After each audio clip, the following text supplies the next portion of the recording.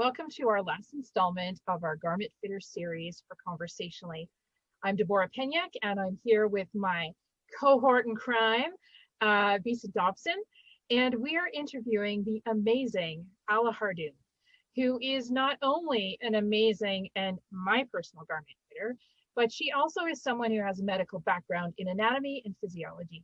And that lends itself to such a great experience when you are using somebody. And we are going to pick her brain tonight. Welcome, Alla. Thank you for being here with us today. Thank you. Good evening. So once a lymphedema patient gets their garment, what do they need to know?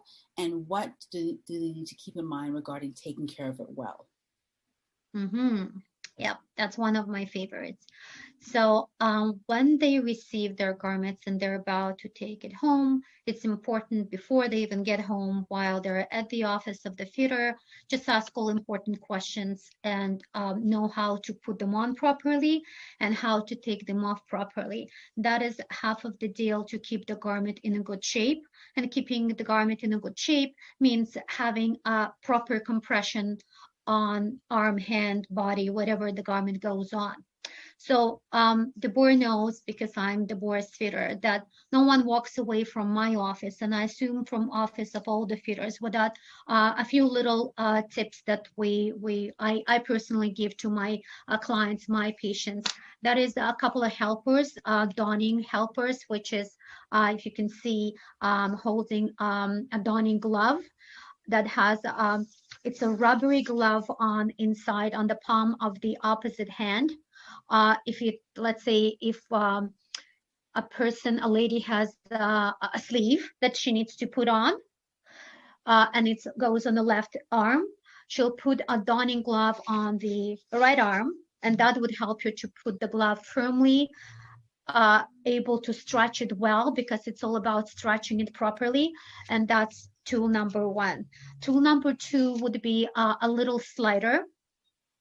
So slider will go on the hand where the sleeve goes to, on the palm of the hand, and will help the sleeve slide through without picking on nails, because we do know, if we're talking about secondary lymphedema and a person is challenged with post chemotherapy, often enough nails are brittle, skin is chopped dry, and it's challenging to get through, not just because palm is wider and then fingers when they're clenched together, or wrist.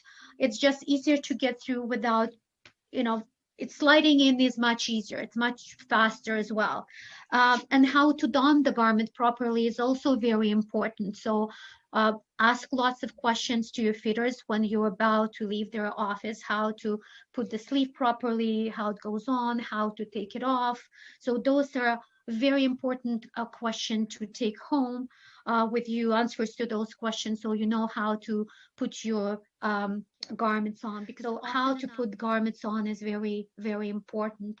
And there is a few things that, a few tools, donning tools, maybe even something like donning device like that, like a frame, donning frame for a woman or a man with a larger arm, lots of loose skin. Bisa knows what I'm talking about, would be a great device not to pull that skin. So just ask question, how do I put it on when I get home? Can you go with me a couple of times just to see that I'm doing it right before I come home with it, so I'm confident?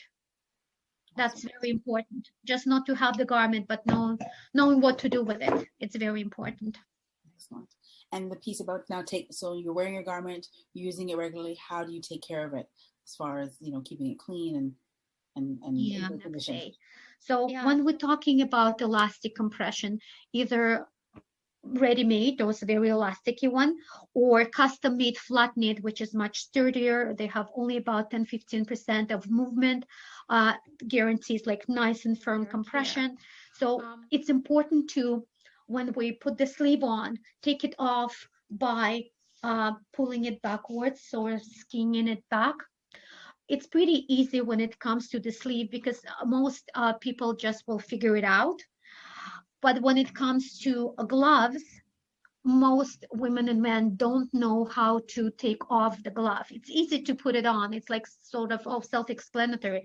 I just put it on, but how to take it off, it's not that easy. So if you see me now, I'm trying to demonstrate. So this is a flat knit glove, right? So what would most do? Some will just twist it inside out, pull it out, and then try to pull the fingers backwards. It was one of my techniques until not too long ago, and then I discovered something new. Also, oh yeah, by the way, and another way of people taking the glove on would be just picking on the fingertips. That will stretch the glove totally. And remember, the finished glove is right here. So the edge is here and they will flare up just as your old sweater. And eventually with washing, it won't go back. So it's just destroy the garment. So basically, an easier way and preserving way for taking off the glove would be just grab the glove right around the wrist, slide it down, then slide down a little bit below at the back and front of the palm, just like so, and then hold the fingers and slide each finger. Takes 2 seconds. Yeah. It's perfectly shaped, nothing is stretched, skin is not damaged. It's easy peasy, just like so. So that's one of the steps of taking care of the garment. And of course, step number 2, very important step, is how to wash it. Most companies have their care instructions on the book. Each garment is delivered with a book. I do lots of Medi product, and each garment comes with a little book. It's little but thick, simply because it's written in every single language you can think of. And instructions are here, and there is only 2 things that we need to remember. Is just to wash it with warm water. You can dry it, and don't use any softeners because garment will become just like old underwear, too soft to hold the compression. So how to wash it? I have my favorite tools here. So basically, not everyone has access to a washing machine. And this garment needs to be washed every single day at the end of the day. So Bisa knows that basic garments, we do ask women to wear minimum of 8-10 hours a day. Longer is better, whatever they can tolerate based on what you would like them to do as a medical professional, as their therapist. But at the end of the day, garment needs to be washed simply because especially flat knitted garments stretch only one direction. So if you see, if I'll stretch it out, it will just stay like so. And if the arm is bigger and thicker, at the end of the day, it will just keep the shape of the arm. Means it's already stretched to its best abilities. And if you to put the same garment next morning without washing it, it will just not do much, just because it's already stretched out. So washing doesn't mean necessarily you're trying to, it was filthy and you need to wash it. Most likely, absolutely not. It's just to make it like thoroughly wet and dry. So after it, so it goes back to its original shape and performs that exact resistance and density against the skin ability to push out. So let's say you don't have access to a washer and dryer every day. So just fold the sleeve twice, add a glove to it, just a dab of soap. And soap could be something very simple. Of course, each brand has their own washing fluids for hand washing, but my favorite actually is just this. Plant-based kitchen soap, right, Deborah? Yep. Plant-based kitchen soap. It has no preservatives. It's very mild. You need just a little drop of it, just so water is soft and a little bit soapy, so it's easier to work the garment through. And just give it a few squeezes in the water. Don't twist, and don't rub like old socks. Just squeeze.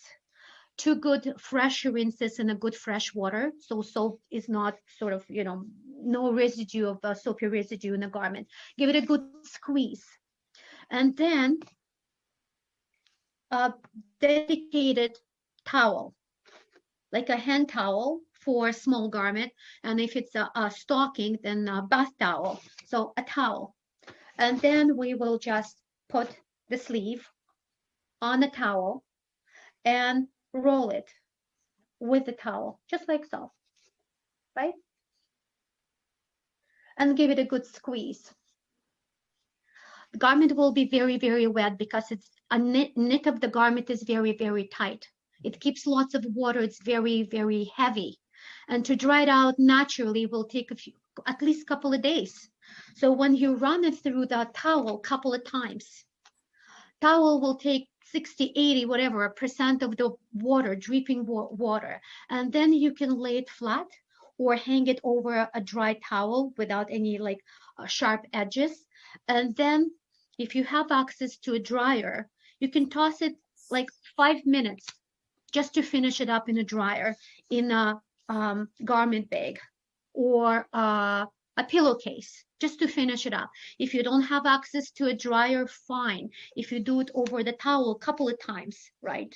Use another side of the towel where it's dry and then hang it. It's going to be fine by the morning time. It's going to be just fine. And the same goes with non-elastic garments. They're much harder to squeeze, right? So you just wet them in water, give it whatever squeeze you can, rinse it in a couple of clean waters, and towel. Again, put it in a towel on top, towel in a bottle, squeeze between two sides of the towel so it absorbs the water and just leave it be, or put it in a dryer for a bit. So ideally, how often should someone be getting fit for a new garment? And what are the signs that they should be looking for that indicate that their garment is perhaps no longer working for them? Each person also would judge how strong the garment is for themselves. Some will wear a garment a little bit less because they maybe they're working from home now. They used to travel. I have stewardess. She used to travel to China 16 hours, right? And she would wear her garments nonstop. Well, she doesn't go far, as we understand nowadays. So she would wear her garment less, and it will get less filthy because hers will get also very dirty through the shift, right? So she has more of a usage of that garment than she would before days. So how to judge your garment? Certain brands, as we know, makes garment beautiful. So beautiful, but you look at them, right, Deborah? You look at them a year later, and they look as beautiful as they were when you just got them, and they have mileage on them. They've been used properly, worn properly, but they still look beautiful. So how do you judge it? So when it comes to ready-made elastic garments, like a stocking like sleeve or a stocking, you will see that they're not in plain language, they're not jumpy anymore, right? They're supposed to be very jumpy. So they're not jumpy anymore. They don't go far. You stretch them and there's nothing there really. So you understand that they're basically gone. If you wear them every day diligently, that's what you do. You are in your garment every day. You put it in the morning, you wash it at night, you put it fresh next day. That's what having two garments, one to wash, one to wear, helps a lot because you wear them evenly and you're always in a proper compression without compromises every day. So you will see that, of course, if you have two, you have more mileage for, over time. But if you only have one, or even you have two, but you really wear them out, you'll see that they become very loose. They don't jump anymore. They don't stretch anymore. They don't hold anymore. For stockings, they have a tendency to not stretch and slide down.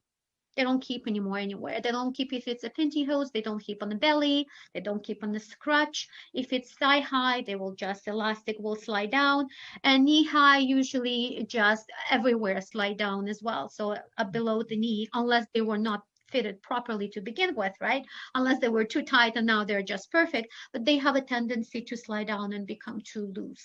Right. And compression garments that are flat knitted, custom made flat knitted, you will also feel it's hard to judge them because they don't have lots of movement, right? This is as far as I can go. So you will judge them by not feeling supported. And it's probably for someone who wear a garment every day. Like if you ever speak to your patients, they will be able to describe that feeling, especially those who are in the garment for a long time. They know how to judge their garments. They will say, well, this garment, I have these garments for like 4 months. I feel that it's easy on, easy off. You're supposed to struggle. You're supposed to fight with garment a little bit to put it on and off. It has resistance, so you have to fight back with it, right? So, and if you're not fighting back, if it's just like butter on and off, means it's either it's gone because it's too long. If something like that happens too soon, then you know that your size has changed. Then you probably became smaller. So there's two ways of judging it, by the fit and by the wear and tear. And one question I wanted to ask, another thing that I've noticed over the years of wearing garments is sometimes, especially with sleeves, I haven't noticed it so much with a leg sleeve, is that you'll get that ruffly edge along the elastic when the garment, either, like you said, either you've gotten smaller and that garment's no longer serving you, or it's just the life of the garment is gone. You know, if we look at something that's a garment from 2 years ago that's been worn every day, that elastic won't necessarily hold up anymore either. That's the band to hold it in place. All right. So what is the number one thing you wish more lymphedema patients understood about compression garments and using compression garments in general? So maintenance. When we're talking compression garments, we're obviously talking compliance and we're talking maintenance. And comprehensive is the most important. So comprehensive means you have to have your lymphatic drainage done by a specialist, by a therapist. If bandaging, it needs to be in place, then it needs to be in place, especially for someone whose lymphedema is not stable. If lymphedema has a tendency to just, go up and down, sometimes bandaging is necessary. So you control it rather than lymphedema controls you. Can you show us an example of a compression garment for someone perhaps that has head and neck or abdominal and genital lymphedema? Yeah, there isn't that many. Of course, when we go into arms and legs, there's much more to offer. There's variation fabrics and so many other options available. When we go to neck, heads, there's only a couple of things actually available, not that many. Something like this. Are you able to see it well? Yep.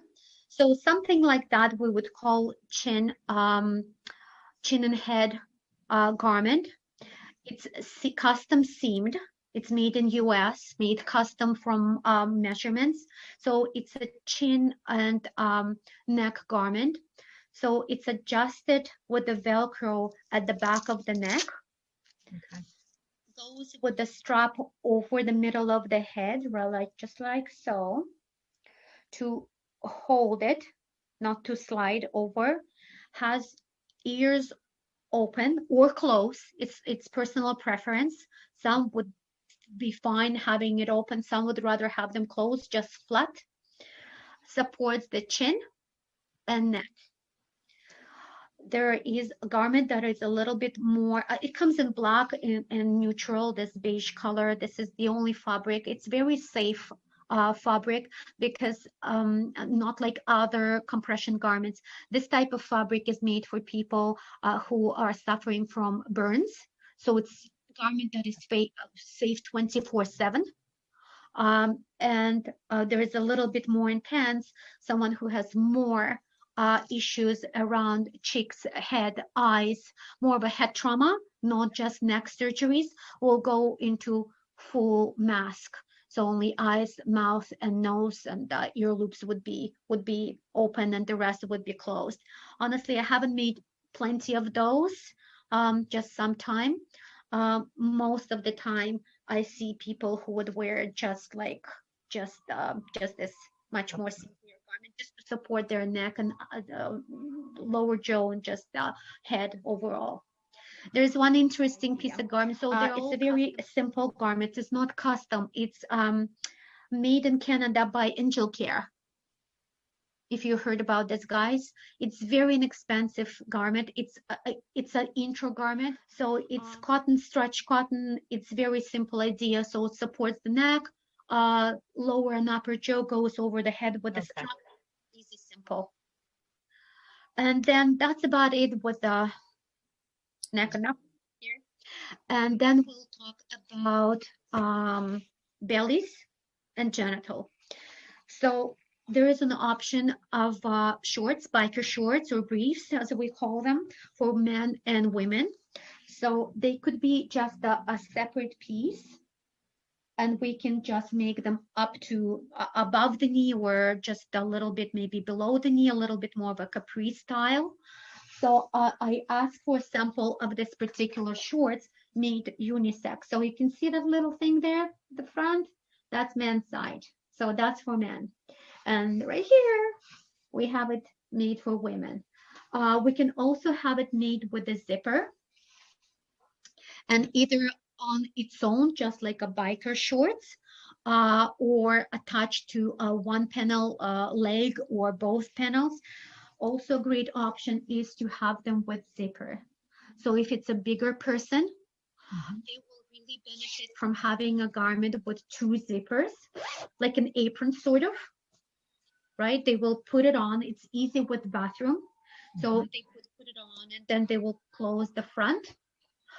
For men, I usually make them with a single zipper, men's style, just like a butterfly style, like in a jean. And it's very, very, very comfortable wear. There's a few more options that we can add to it. Just separately, we can order swell spots. Quilted little pieces that go over genital area just to compress it more, and it could be just a single piece, different size that they can put it in their shorts, and that would be it. Is there anything else you'd like our audience to know about what it's like to work with a garment fitter, and or anything else about garment care? Anything we missed that you'd like to add? I think we covered pretty much everything. Just ask questions. Best is just to ask questions, because entering lymphedema world could be very challenging, because for many people is one thing sort of led to the other. They just finished their chemo radiation, and then all of a sudden they are faced with lymphedema in different parts of their body, and they have their challenges and their confusion, and then they have to wear this clumsy garment. So do ask questions. Ask what else is available, what is the other option, because I suggest that our clients, our patients do ask what's the best possible option for them, so we can just talk about it and try what works. Just always ask. Great, thank you, Alla. What a great interview. You were amazing. Thank you so much for having me. Have a great night. Okay, thank you. Thank you.